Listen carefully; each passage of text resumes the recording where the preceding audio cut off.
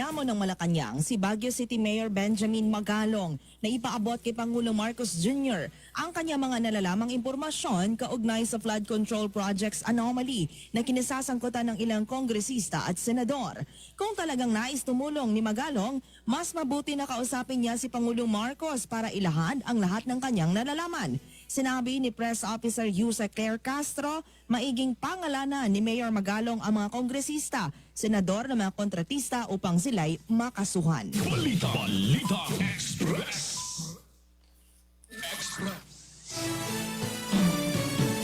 Ipinagtanggol ng Malacanang ang naging pagpasok ng dalawang US warships sa West Philippine Sea na namataan malapit sa karagatan ng Zambales. Sinabi ni Palace spokesperson Undersecretary Claire Castro na ang presensya ng dalawang barkong pandigma ng Amerika ay naaayon sa international laws. Ang dalawang US warships na USS Higgins at USS Centenary ay nanamataan nitong Miyerkules ilang araw matapos magbanggaan ng dalawang Chinese vessels sa bahagi ng Bao de Masinloc dahil sa kakahabol sa barko ng Philippine Coast Guard. Balita Express.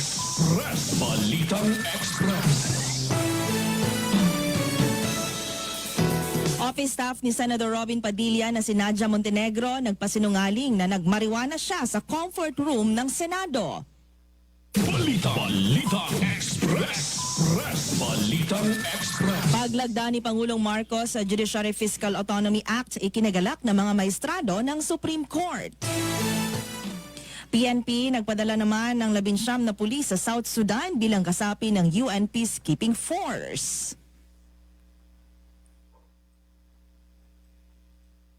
Balita Express. Nagbunyag o whistleblower hinggil sa missing sa Bungero, nagsampa ng kaso laban kay dating CIDD Chief at ngayon Probe 12 Regional Director Brigadier General Romeo Macapas dahil sa pag-aresto sa kanyang kapatid. Balita Express. Sunod-sunod na krimen sa mga eskwelahan na ispaimbestigahan ni Pangulong Marcos sa kinauukulang ahensya. Pangulo na babahala sa kaso ng pagpatay sa guro sa Lanao del Sur at pagbaril sa principal sa North Cotabato. Balita Express.